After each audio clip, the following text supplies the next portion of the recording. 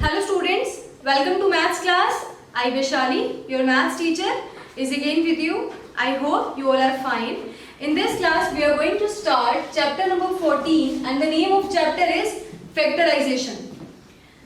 इस चैप्टर में हम जो टॉपिक्स कवर करेंगे वो क्या है मेरे पास फैक्टर्स ऑफ, देखो कुछ बेसिक टर्म्स हैं जो हमें पता होनी चाहिए, है ना। इसके बारे में हमने पहले भी पढ़ा हुआ है, factors of natural numbers. Factors word के बारे में आप पहले से जानते हैं कि हम किसी भी नंबर्स के फैक्टर कैसे फाइंड करते हैं या किसी गिवन एक्सप्रेशन के फैक्टर्स को हम कैसे फाइंड कर सकते हैं, है ना। अब क्या करना है, हमारे पास एक से ज्यादा टर्म्स अगर किसी एक्सप्रेशन में आ रही है तो हम उसको फैक्टराइज कैसे करेंगे इसके बारे में पढ़ेंगे। तो कुछ बेसिक टॉपिक्स हैं, factors of natural numbers, factors of algebraic expressions, methods of common factor, factorization by regrouping terms, factorization using identities and division of algebraic expressions. तो जैसे हमारे पास सपोज कोई नेचुरल नंबर गिवन है लाइक 6 और आपसे कहा जाए कि इसके फैक्टर्स क्या क्या हैं, तो आप क्या करते हो, इसको ब्रेक कर देते हो ना प्राइम फैक्टर्स में, 1 2 और ये 3, 1 into 2 into 3, ठीक है। तो ये इसके फैक्टर्स हो गए, क्लियर। ऐसे कोई और नंबर है सपोज मेरे पास 10, तो इसको मैं कैसे ब्रेक करूंगी, 1 into 2 into 5, तो ये तीनों क्या है, इसके फैक्टर्स हैं। ऐसे ही आपके पास एक्सप्रेशंस भी गिवन हो सकते हैं, सपोज आपको दे दिया 2xy, तो आपको इसके फैक्टर्स फाइंड करने हैं। आप क्या करोगे, देखोगे कि इसमें क्या क्या मल्टीप्लाई में आ रहा है, 2 मल्टीप्लाई x मल्टीप्लाई y, तो ये तीनों क्या हुए इसके फैक्टर्स।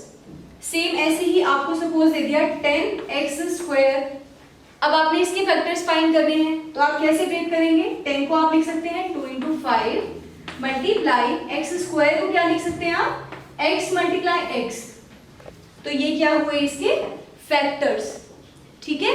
1 तो हमारे पास हर एक नंबर का फैक्टर होता है, क्लियर। ऐसे ही अब क्या है, देखो next method of common factors. Suppose आपके पास यही दो टर्म्स गिवन है, ठीक है, और आपसे कहा जाए कि इसमें कॉमन फैक्टर्स फाइंड करो, तो कॉमन क्या क्या है, आप सबसे पहले अलग अलग दोनों की फैक्टराइजेशन करेंगे और फिर देखेंगे कि कॉमन क्या है। दोनों में 2 कॉमन है, x कॉमन है, तो कॉमन फैक्टर्स कौन कौन हुए, 2 और x, क्लियर। तो ऐसे हम क्या करते हैं, हम इसमें से कॉमन आउट, सपोज आपको ये टर्म ऐसे गिवन है 2xy प्लस 10x², अब आपने चेक किया कि दोनों में से कॉमन क्या है, 2 और x, तो 2 और x को तो आपने कॉमन आउट ले लिया, मींस इस एक्सप्रेशन से बाहर ले लिया, और अंदर क्या रह गया मेरे पास, इसमें तो रह गया y प्लस इसमें क्या रहा 5x,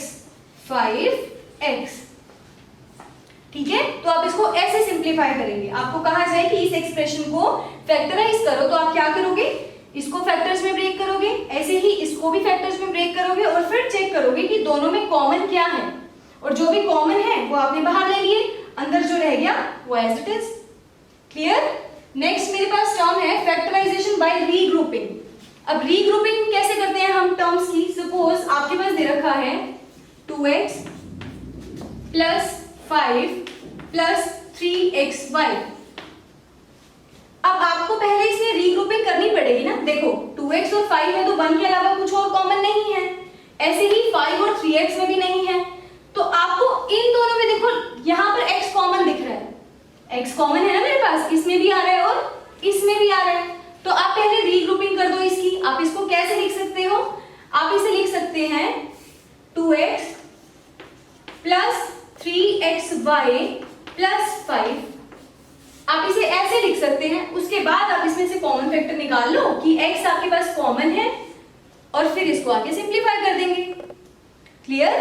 तो क्या क्या हम पढ़ने वाले हैं, हमें सबसे पहले नेचुरल नंबर्स के फैक्टर्स फाइंड करना आना चाहिए। दूसरा, मुझे अलजेब्रिक एक्सप्रेशंस अगर सिंगल एक मतलब मोनोमियल्स गिवन है लाइक 2xy 10x², तो इनके फैक्टर्स कैसे बनाते हैं हमें ये आना चाहिए।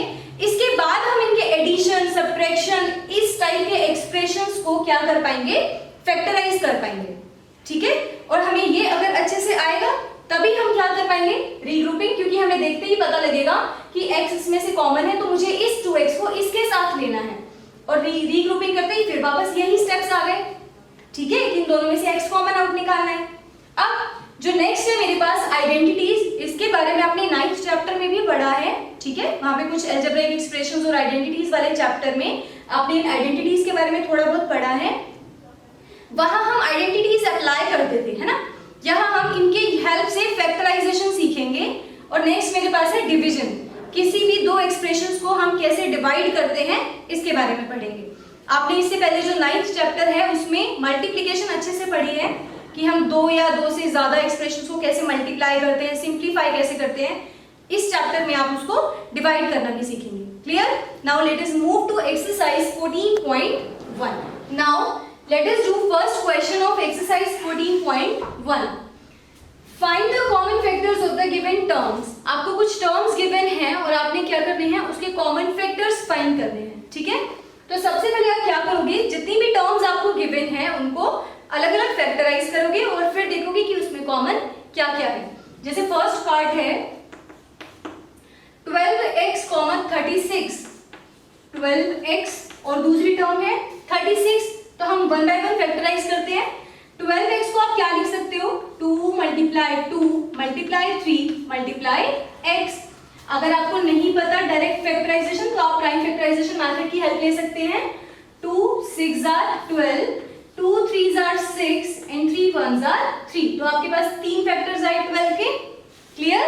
सेम ऐसे ही आप 36 को जब फैक्टराइज करेंगे तो आपके पास क्या आएगा, 2 मल्टीप्लाई 2 मल्टीप्लाई 3 मल्टीप्लाई 3। अब इसमें कॉमन क्या क्या है, ये एक 2, अगेन फिर से एक 2 और एक बार 3। तो आपके पास क्या आएगा, देखो common factor 2 multiply 2 multiply 3 that is 2 into 2 4, 4 into 3 is 12। दोनों में कॉमन क्या आया, देखो यहाँ 12x है, ये 36 है। 36 12 की टेबल में आता है ना, 12 3s are 36। तो दोनों में से क्या कॉमन आ गया, 12। क्लियर? सेम ऐसे ही आप इसके अदर पार्ट्स भी कर सकते हैं। यहाँ मैंने थर्ड पार्ट लिखा है, देखो ध्यान से। सबसे पहले है 14pq। आप इसको ब्रेक करेंगे, 14 को तो क्या लिख सकते हो, 2 into 7 multiply p into q। हमने प्राइम फैक्टर्स में ब्रेक करना है। क्लियर? नेक्स्ट क्या है, 28p square q square। 28p square q square, this is 28 को आप कैसे लिखेंगे, 2 into 2 into 7, 2 2s are 4, 4 7s are 28। p square को p मल्टीप्लाई p और q स्क्वायर को q मल्टीप्लाई q। तो आपके पास जो कॉमन फैक्टर आएगा वो क्या आ जाएगा, 2। ठीक है, यहां से ये 7, अगेन एक p कॉमन है और एक बार q कॉमन है। तो आपके पास क्या आ जाएगा, 2 into 7 into p into q that is 14pq। Clear? Suppose आपके पास ये दोनों एडिशन में होते या सब्ट्रैक्शन में होते तो आप कॉमन निकाल लेते इस 14pq को और फिर अंदर चेक कर लेते कि क्या बच रहा है। ठीक है, ऐसे हम फैक्टराइज कर सकते हैं। नेक्स्ट देखो, मैंने इसका 6th पार्ट लिखा है 16x क्यूब। 16x क्यूब आप इसको फैक्टराइज करोगे तो क्या आएगा, 2 into 2 into 2 into 2 into x into x into x। ठीक है, ऐसे ही -4x स्क्वायर को करोगे तो देखो एक बार माइनस है, आप इसको अलग से लिख सकते हो -1 into 4 को क्या लिखेंगे, 2 into 2 और x स्क्वायर है तो उसको क्या लिख सकते हैं, x into x। नेक्स्ट क्या है, 32x is equals to 5 times तो आपके पास 2 आ जाएगा और मल्टीप्लाई बाय x। तो कॉमन फैक्टर क्या आएगा, देखो